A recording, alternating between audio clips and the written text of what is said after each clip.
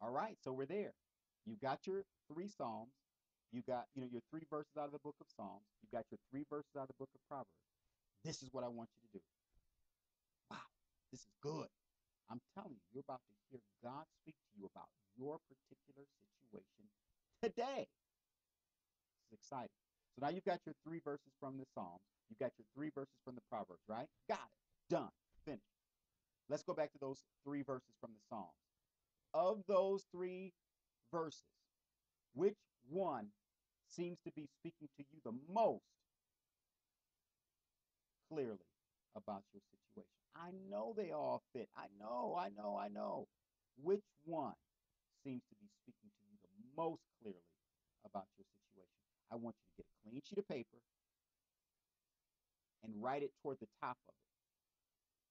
Like if it was in half, top half. That one psalm, verse out of the Psalms. Now, I want you to go to the book. You may have to stop this video while you're doing this. Uh, Now, I want you to go to your Proverbs. You wrote down like three. Sometimes you just get one. I mean, I don't know what to tell you. Sometimes you get one, you don't have to work through this. But if you got three, of the three, which one seems to be speaking to you the most clearly about your situation? Which one? Now, on the top of that sheet, that clean sheet, you wrote your psalm. On the bottom, I want you to write out that whole proverb, that particular verse. Okay? So on the top, you've got your psalm. On the bottom, you've got your proverb. You've already prayed.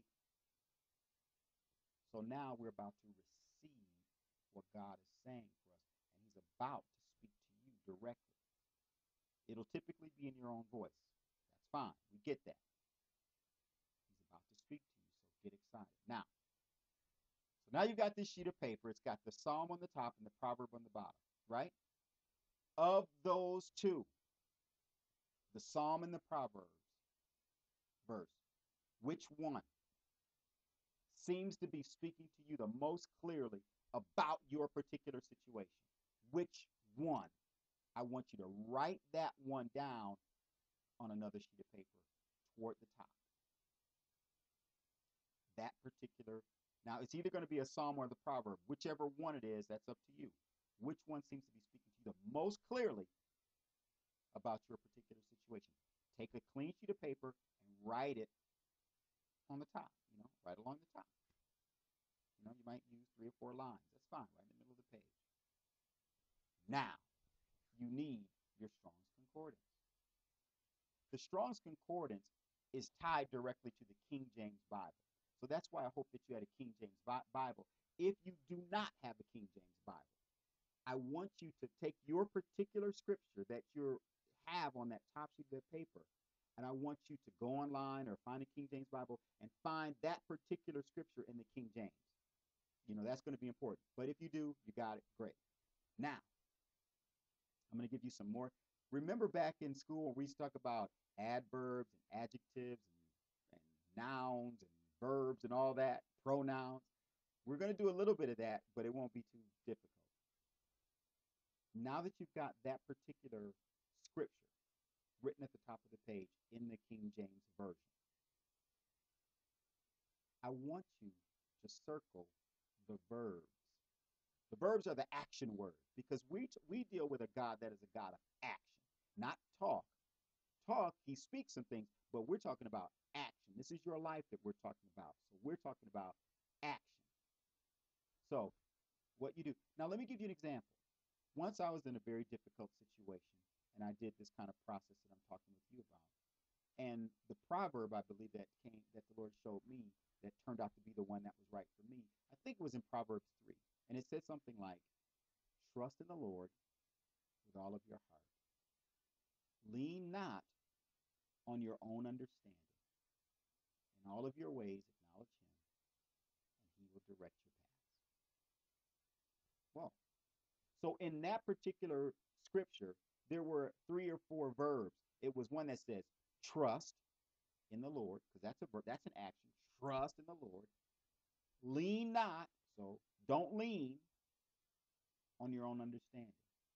In all of your ways, acknowledge Him. So there's another one, acknowledge Him, and the Lord will direct your paths. So trust in the Lord, lean not, acknowledge him, and he'll direct. So I had 4 that I circled. I want you to circle the verbs in your particular scripture. Just run right through it and circle the verbs. Now, this is what I want you to do. Go to your Strong's Concordance and look up what God means by the verb that you circled. Give you an idea what I'm saying. When I looked up that one scripture, it said, trust in the Lord. I'm college educated. I can handle the English language pretty well. I studied well, did well. I know what trust means. Trust means like you trust something, right? You trust it, right?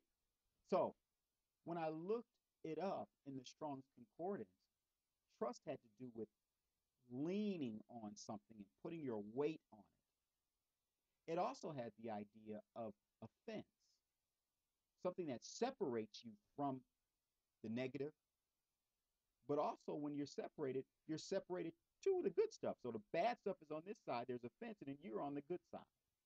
But there was also this idea connected with it of surrounding me with the fence.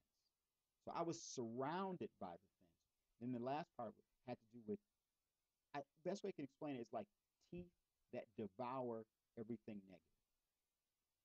So Lord was letting me know that he was separating me from the negative thing, that he was surrounding me like a fence, and that he was about to fight my battle for me. To him, that's what trust means. Trust me, that was completely different than my wimpy little understanding of what trust meant. He's going to do the same thing for you as you look up. So when you got these separate verbs that are in your particular scripture, I want you to circle the verbs. And I want you to begin to look up what they mean in the Strong's Concordance. And then I want you to take the meaning that you get from them and plug them back in. Plug them back in? What do you mean? Let me tell you what I mean. You know where it says trust in the Lord? I'm just going to take that one verb. I changed it and I began to write it out and begin to speak it out. I said, Lord, I hear you saying clearly now, you're saying that I should trust you, that you're going to separate me from the bad stuff, that you're going to surround me like a fence, and you're going to devour all of my enemies. Right? Is that right, God? And that's how it was. That's what trust meant. See, understand, words change. The Bible was written a long time ago.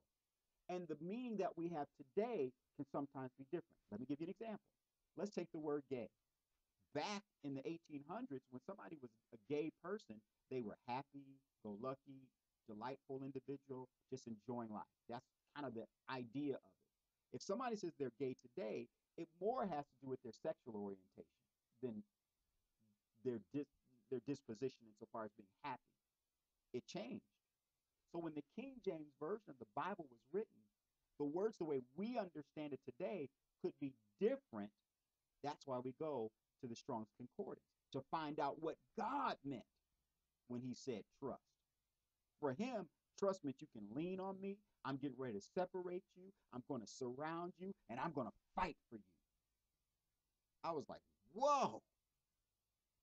So then what happened was, well, I'm jumping ahead of myself a little bit. We're going to cover what happened was in the next video. So stop the video now or whatever. Meet me in the next video. I want you to go to your Strong's Concordance or look it up in the key or on the internet, and I want you to find the meanings of those verbs, and I want you to plug them back in to the scripture and find out what these scriptures are really saying to you based upon what God said, not just because of our contemporary understanding of the word. Meet you in a little while in the next video.